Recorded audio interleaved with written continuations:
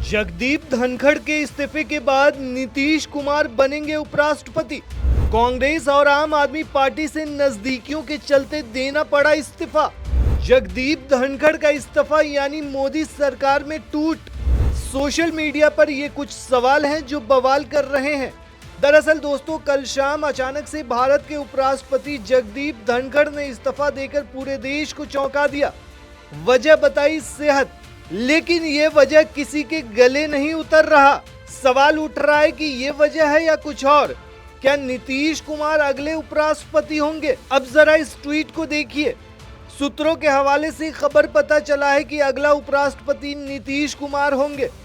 क्या नीतीश कुमार अगले उपराष्ट्रपति बन सकते हैं? अगले उपराष्ट्रपति होंगे नीतीश कुमार जी। अग्रिम शुभकामनाएं। नीतीश कुमार उपराष्ट्रपति, उनके पुत्र डिप्टी सीएम। बिहार में भाजपा के सीएम का प्रोजेक्शन, काफी अधिक संभावना। लेकिन दोस्तों, सवाल यह है कि आखिर अचानक से जगदीप धनखड़ ने इस्तीफा क्यों दिया?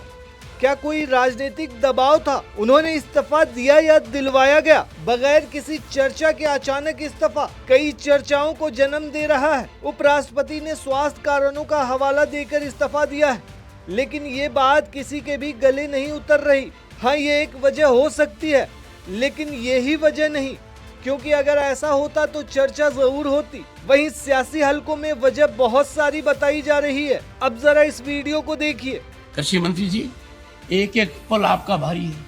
मेरे आपसे आग्रह है और भारत के संविधान के तहत दूसरे पद पर विराजमान व्यक्ति आपसे अनुरोध कर रहा है कि कृपया करके मुझे बताइए, क्या किसान से वादा किया गया था और वादा किया गया वादा क्यों नहीं निभाया गया, और वादा निभाने के लिए हम क्या कर रहे हैं?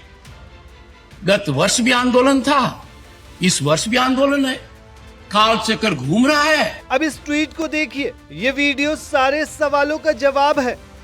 इसे वायरल करो। जगदीप धनखड़ का इस्तीफा यानी मोदी सरकार में टूट।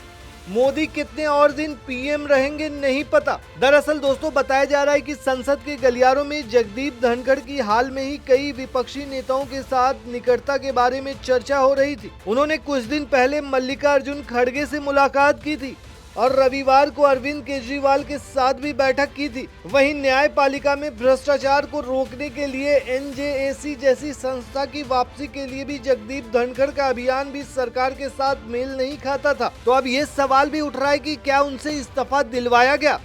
आखिर कौन है जगदीप धनखड़? साल 1951 में राजस्थान के झुंझुनू जिले में जन्मे धनखड़ एक किसान परिवार से हैं। उन्होंने 1979 में राजस्थान बार में दाखिला लिया।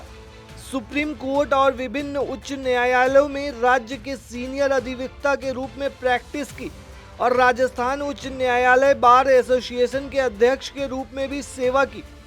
1990 के दशक में राजनीति में एंट्री करते हुए वो जनता दल के साथ झुंझुनू में लोकसभा सांसद चुने गए और चंद्रशेखर सरकार में संसदीय मामलों के राज्य मंत्री के रूप में सेवा दी।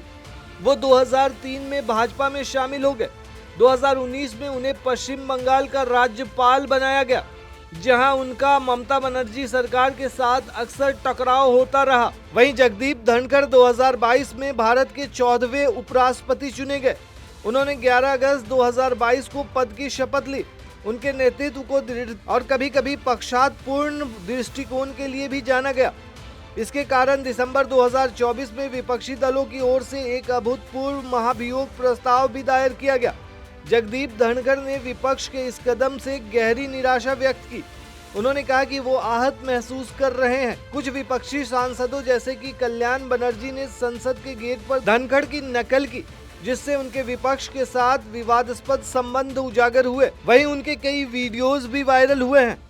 एक वीडियो जिसमें वो प्रधानमंत्री से मुलाकात कर रहे हैं, इस पर तंज कसते हुए विपक्ष ने कहा था उपराष्ट्रपति झुककर कैसे मुलाकात कर सकते हैं।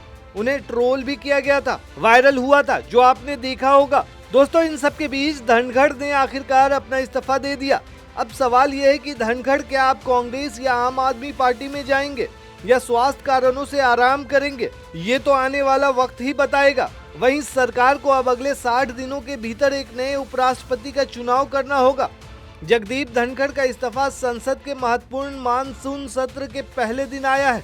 जहां ऑपरेशन सिंदूर और जस्टिस वर्मा के खिलाफ महाभियोग की कार्रवाई पर चर्चा होनी है। वहीं दूसरी तरफ नीतीश कुमार को उपराष्ट्रपति बनाए जाने की चर्चा भी जोरों पर है। दरअसल उनकी चर्चा इसलिए भी हो रही है क्योंकि इसी साल के अंत में बिहार में चुनाव होने हैं। इन सब को लेकर ही क्यास लगाया जा रहा है कि नीतीश कुमार अगले उपराष्ट्रपति होंगे। दोस्तों, इस पूरे मामले पर आप क्या कहते हैं, हमें कमेंट में जरूर बताएं।